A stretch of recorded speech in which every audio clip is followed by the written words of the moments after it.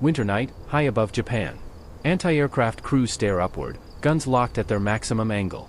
They hear engines, but see nothing. The shells burst far below empty sky. The American bombers are already beyond reach, cruising where Japanese defenses were never meant to fight. This is not luck. This is design. This is the moment altitude became a weapon. Subscribe now, because this single advantage reshaped the air war forever. By the middle years of the Second World War, the air war in the Pacific had settled into patterns both sides believed they understood. Japan had entered the conflict with confidence in its defensive doctrine. Its early victories across Southeast Asia and the Pacific had been secured by skilled pilots, agile fighters, and a belief that decisive battles would be fought far from the home islands. Air defense, in Japanese planning, was never meant to withstand sustained assault at the heart of the empire. Japanese military doctrine before 1943 reflected this assumption. The Imperial Army and Navy expected enemy bombers to approach at medium altitudes, vulnerable to interception by fighters or destruction by anti-aircraft fire. Most Japanese flak batteries were calibrated for targets flying well below the upper limits of the atmosphere. Their gunners trained to track visible aircraft, to lead moving silhouettes, and to fire barrages into predictable air corridors. Altitude was considered a challenge, but not an insurmountable one. This confidence was reinforced by geography. Japan's planners believed distance itself provided security. American bombers operating from Australia or the South Pacific simply lacked the range to strike the Japanese home islands with regularity. Even after the Doolittle raid of April 1942, which delivered psychological shock but minimal material damage, Japanese commanders concluded that such attacks were symbolic gestures, not sustainable threats. The raid proved daring, but it also seemed to confirm Japanese assumptions. American bombers had to fly low, light, and dangerously exposed just to reach Tokyo. As 1942 turned into 1943, Japanese air defense investments reflected these beliefs. Resources were concentrated on fighter production rather than high-altitude interception. Aircraft like the Mitsubishi A6M0 were optimized for maneuverability and range, not climbing power at extreme heights. Anti-aircraft guns were improved incrementally, but few were capable of engaging targets above 30,000 feet with accuracy. Radar coverage remained limited and fragmented, often unable to provide precise altitude data. Across the Pacific, however, American planners were confronting a different problem. The United States Army Air Forces had learned in Europe that altitude could mean survival. Over Germany, high-flying bombers reduced losses from flak and forced enemy fighters into costly climbs. In the Pacific, the challenge was even greater. Japan's industrial centers were scattered, hardened, and distant. To strike them effectively, American bombers would need not only range, but height. The Pacific theater also imposed unique environmental demands. Weather systems over Japan were violent and unpredictable. Jetstream winds at high altitude could scatter formations or cripple navigation. Any bomber operating there would need power, stability, and endurance beyond anything currently in service. Existing aircraft such as the B-17 and B-24 could not combine range, payload, and altitude in a way that made strategic bombing of Japan viable on a sustained scale. By late 1942, the limits of incremental improvement were clear. The United States could not simply modify existing bombers and expect decisive results. Something entirely new was required, an aircraft designed from the outset to dominate altitude, distance, and payload simultaneously. American engineers and strategists understood that if Japan could not be reached, the war would drag on indefinitely. If it could be reached safely, the balance of the conflict would shift irreversibly. Meanwhile, Japanese commanders remained focused on the perimeter battles unfolding across the Solomon Islands and New Guinea. Their attention was fixed on carrier engagements, island defenses, and attritional air combat against American fighters. High-altitude bombing of the home islands remained an abstract possibility rather than an imminent threat. The sky above 30,000 feet was considered thin, inhospitable, and tactically irrelevant. That assumption, shared across much of Japan's military leadership, would soon prove fatal. Because while Japanese defenses were preparing for the kind of air war they expected, the United States was preparing for a different kind entirely, one that would begin not with dogfights or flak barrages, but with silence high above the reach of guns, where the war would arrive without warning. The aircraft that would overturn Japan's assumptions did not begin as a response to Tokyo or even the Pacific War. It began as a question inside the United States long before Pearl Harbor: what would it take to bomb an enemy from a height where defenses could not reach? The answer would become the most ambitious aviation project of the Second World War. In 1939, as war spread across Europe, the U.S. Army Air Corps issued a requirement unlike any before it. The new bomber would have to fly higher than existing aircraft, carry a heavier bomb load over intercontinental distances, and sustain its crew in conditions that would normally be lethal. It was not an upgrade. It was a leap.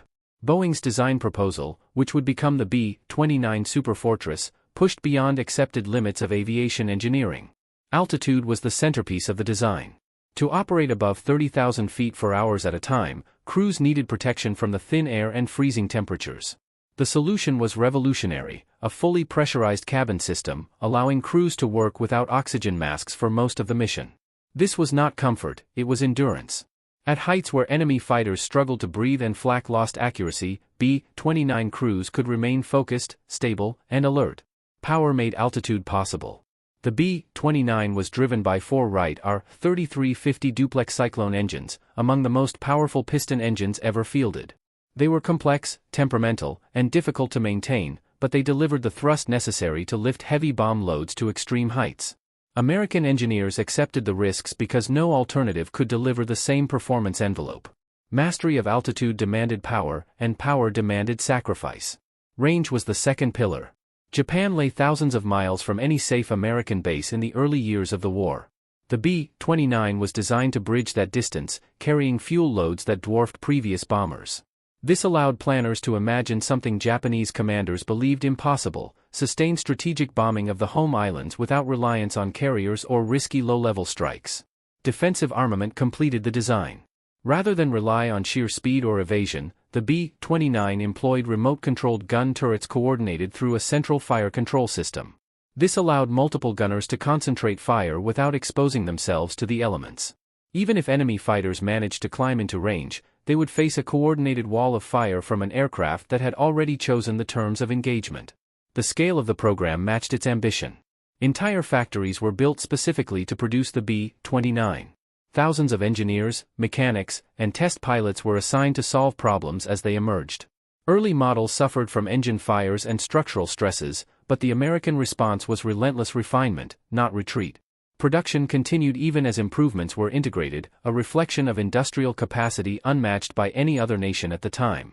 Japan watched these developments from a distance, often through incomplete intelligence and optimistic interpretation. Reports of a new American bomber circulated, but its true capabilities were underestimated. Japanese analysts assumed that any aircraft large enough to carry heavy bombs over long distances would be slow, vulnerable, and forced to operate within existing defensive envelopes. The idea that such a machine could routinely fly above the reach of guns seemed impractical. By 1943, that assumption no longer matched reality. The first B-29 units were forming, training crews to operate at unprecedented altitudes. Navigation techniques were refined. Bombing methods were adapted to thinner air and higher winds. Every aspect of the aircraft's operation was built around a single premise: altitude would provide not just protection, but dominance. When the B-29 finally moved toward combat deployment, it represented more than technological progress. It embodied a strategic philosophy, one that assumed the enemy could be reached, outmatched, and overwhelmed from a place where response was slow and failure inevitable.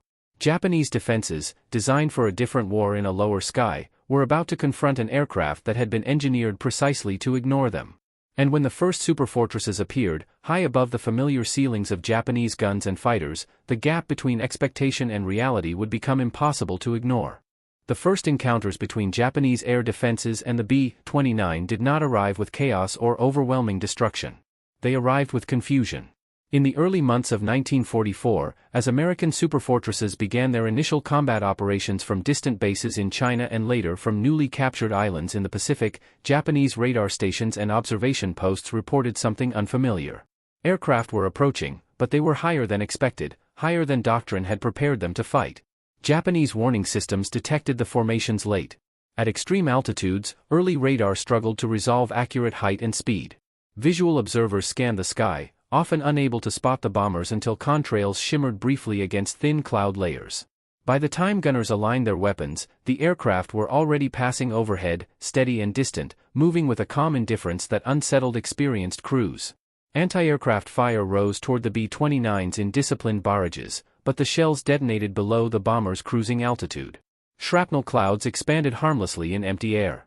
Japanese gunners adjusted fuses, elevated barrels to their mechanical limits, and fired again. The results were the same.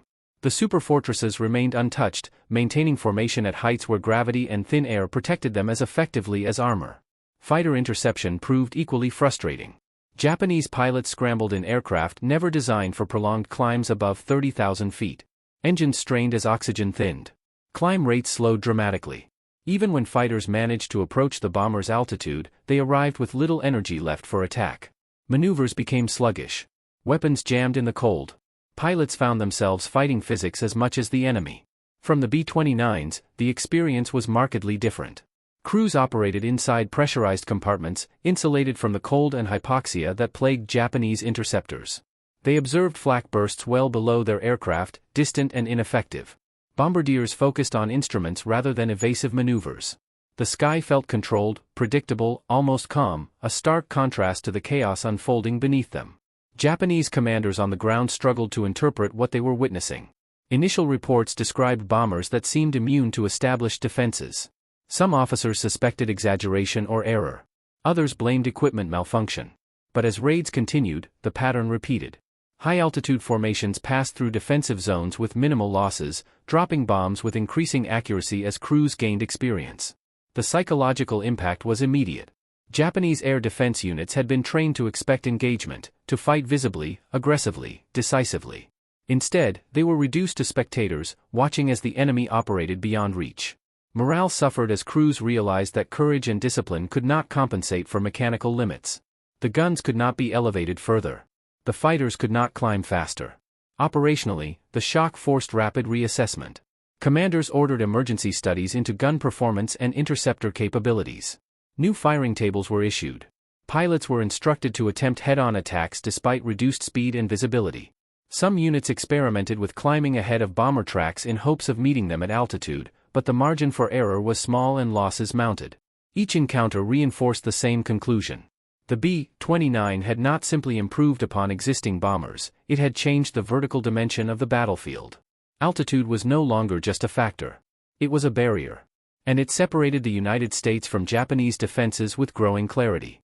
As these early raids accumulated, disbelief gave way to acceptance. Japanese commanders recognized that the familiar tools of air defense were insufficient against an aircraft designed to fight where they could not follow. The realization was unsettling, but unavoidable. If the bombers could not be brought down at height, Japan would have to find new answers quickly, before the skies above the home islands became permanently hostile. By mid-1944, the reality confronting Japanese air defense commanders had become impossible to soften with optimism. The problem was no longer confusion or miscalculation. It was geometry and physics. The American B-29s were operating in a vertical space Japanese weapons had never been designed to dominate, and every engagement confirmed the same conclusion: the guns simply could not reach high enough to matter. Japan's primary heavy anti-aircraft weapons had been developed in an era when bomber warfare occurred at lower altitudes. Most batteries relied on guns in the 75mm to 88mm range, capable on paper of firing shells high into the air but increasingly ineffective above their practical ceiling. Accuracy dropped sharply as altitude increased. Fuse timing became unreliable. Shell dispersion widened until barrages were little more than symbolic gestures. Against aircraft cruising above 30,000 feet, these limitations became fatal. B-29 formations passed above the maximum effective envelope of most Japanese flak.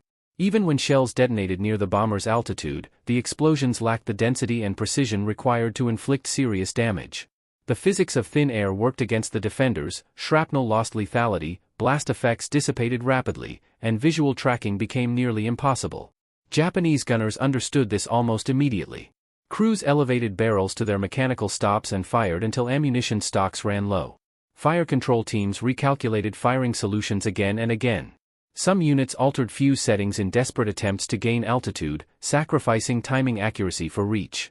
None of it produced consistent results. Reports from the field increasingly described bombers flying above the zone, untouched and unchallenged. Radar offered little relief. Japan's radar network, fragmented and often outdated, struggled to track high-altitude targets accurately. Early warning systems could detect incoming formations, but precise altitude data remained elusive. Without reliable height information, gun directors could not create effective firing patterns. Barrages became guesses, fired into empty space while the real target sailed calmly overhead. This technological mismatch carried a psychological cost. Anti-aircraft units had long been considered a last line of defense, visible symbols of protection over cities and industrial centers. When those guns failed to engage effectively, the illusion of security collapsed. Civilians watching the skies saw bursts far below the bombers and understood what the gunners already knew. The defenses were firing, but they were not defending. Japanese commanders attempted incremental solutions. Additional guns were redeployed to key urban areas. Crews received accelerated training. New firing doctrines were issued, emphasizing massed fire and saturation. Yet without weapons capable of sustained high-altitude accuracy, these changes offered little improvement. The limitation was structural, not procedural. Meanwhile, American planners observed the results with clarity. After-action reports confirmed that losses from flak were significantly lower than anticipated. Bombers returned with minor damage, holes from distant fragments rather than direct hits. Crews reported feeling insulated from ground fire, able to maintain formation without violent evasive maneuvers. The advantage of altitude was not theoretical. It was measurable. As the raids intensified, Japanese intelligence assessments began to shift in tone. What had initially been described as a temporary imbalance was now acknowledged as a strategic deficiency. Documents from the period reveal growing concern that existing anti-aircraft systems could not be upgraded quickly enough to meet the threat. Production constraints, material shortages, and time all worked against meaningful improvement. The sky itself had become a dividing line. Below it, Japanese defenses functioned as they always had. Above it, American bombers operated with increasing freedom. That separation defined the air war's new reality. Japan was defending a ceiling it could not reach, while the United States exploited that height with deliberate precision. This imbalance forced Japanese leadership to confront a grim truth. If the guns could not climb, then the fight would have to be taken to the bombers themselves, no matter the cost.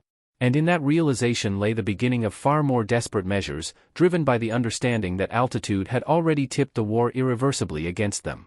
Once it became clear that anti-aircraft fire alone could not stop the B-29s, Japanese air defense strategy shifted upward, toward the fighters. What followed was not a resurgence, but a struggle against physical limits that courage and training could not overcome. The unequal skies exposed the gap between intent and capability with unforgiving clarity. Japanese interceptors were ordered to climb earlier and faster, often taking off long before bombers arrived. Pilots ascended in thin spirals, conserving fuel and engine life, hoping to reach altitude in time. But aircraft such as the Zero and its successors had been designed for range and agility, not sustained climbs to extreme heights. Engines lost power as oxygen thinned. Control surfaces stiffened. Even reaching bomber altitude often left pilots with little energy for attack. The conditions at height punished both machine and man. Cockpits were unpressurized. Pilots relied on oxygen systems that were prone to failure and limited in duration. At 30,000 feet, cold numbed hands and slowed reactions. Weapons jammed. Sights frosted over. Any advantage gained through surprise was often lost before an attack could be completed. In contrast, B-29 crews operated within pressurized compartments, their movement steady, their focus unbroken. Attempts at interception revealed another problem: speed differentials. Approaching from below, Japanese fighters bled energy rapidly during climbs. By the time they reached the bomber formations, the superfortresses were often cruising faster than anticipated, forcing interceptors into brief, ineffective passes. Coordinated attacks were rare. Individual pilots faced heavily defended formations alone, under fire from remote-controlled gun turrets designed precisely for this scenario. As losses mounted, desperation replaced doctrine. Some Japanese units experimented with ramming tactics, instructing pilots to collide with bombers if weapons failed. These missions demanded extraordinary sacrifice and produced limited results. A single damaged bomber came at the cost of a trained pilot and an aircraft Japan could not easily replace. The imbalance of resources became starkly apparent. Command reports from this period reflect a growing awareness of futility. Interception success rates remained low despite increasing effort. Fuel shortages restricted training and reduced sortie rates. Maintenance crews struggled to keep aging aircraft operational under constant strain. The air defense system was expending energy faster than it could be replenished, while the American bombing campaign accelerated. Psychologically, the effect was corrosive. Fighter pilots understood the odds before takeoff. Anti-aircraft crews watched interceptors climb and fail repeatedly. Commanders issued orders they knew were unlikely to succeed. The sense of control over Japanese airspace, once a foundation of military confidence, eroded with each passing raid. From the American perspective, the pattern confirmed strategic assumptions. Losses to fighters remained manageable. Altitude continued to shield bombers from sustained attack. As the B-29 force expanded and operational experience increased, mission planning grew more aggressive. Routes were refined. Bomb loads increased. The skies above Japan were becoming predictably American. By late 1944, the unequal nature of the air war was undeniable. Japan could still contest the lower altitudes, but the decisive layer of the atmosphere belonged to the United States. Interceptors rose to meet the bombers not with expectation of success, but with hope of disruption. It was a shift from defense to delay, from control to endurance. That transition marked a turning point. When a nation's defenses fight not to win but to survive, the strategic outcome is already taking shape. For Japan, the realization came too late. The height advantage of the B-29 had transformed air superiority into air dominance, and the path toward decisive consequences was now clear in the silent space above the guns. As the imbalance in the skies hardened into a permanent condition, its effects spread far beyond the airfields and gun emplacements. The failure to contest altitude reshaped Japan's strategic reality on the ground, inside factories, and within the minds of those responsible for sustaining the war. What had begun as a technical disadvantage became a national crisis. Industrial production suffered first. High-altitude bombing disrupted transportation networks and manufacturing centers with increasing regularity. Even when individual raids caused limited immediate damage, the cumulative effect was profound. Factories were forced to halt operations for repairs. Power grids were strained. Rail lines became unreliable. The uncertainty created by attacks that could not be stopped proved as damaging as the bombs themselves. Civil defense systems, built around the expectation of visible threats, struggled to adapt. Air raid warnings provided little comfort when bombers arrived beyond visual range. Shelters offered protection, but not reassurance. Civilians learned to distinguish between flak bursting below and the distant sound of engines above, an auditory reminder that defense measures were failing. Confidence in the state's ability to protect the home islands eroded steadily. Within the Japanese high command, strategic debates grew increasingly constrained. Resources were scarce. Attempts to develop high-altitude interceptors and improved anti-aircraft systems were initiated but progressed slowly under wartime pressures. Material shortages and disrupted supply chains limited what could be produced. Even promising designs arrived too late or in numbers too small to influence outcomes. The altitude dominance of the B-29 also forced changes in Japanese operational planning. Fighters were diverted from offensive roles to homeland defense, weakening Japan's ability to contest American advances elsewhere in the Pacific. Fuel consumption increased dramatically as interceptors climbed repeatedly without result. Pilot fatigue and attrition rose. Each failed interception drained strength from an already overstretched air force. For American planners, the consequences were equally clear, but in reverse. Control of the upper sky allowed bombing strategies to evolve with confidence. Routes could be adjusted with minimal risk. Bomb loads increased. Operational tempo intensified. The inability of Japanese defenses to adapt at the same pace removed uncertainty from planning calculations. Altitude had become a predictable advantage. The psychological impact within Japan deepened as the raids continued. Reports from regional commanders spoke of helplessness rather than resistance. The sense of inevitability grew. When defenses fire but do not defend, the message spreads quickly.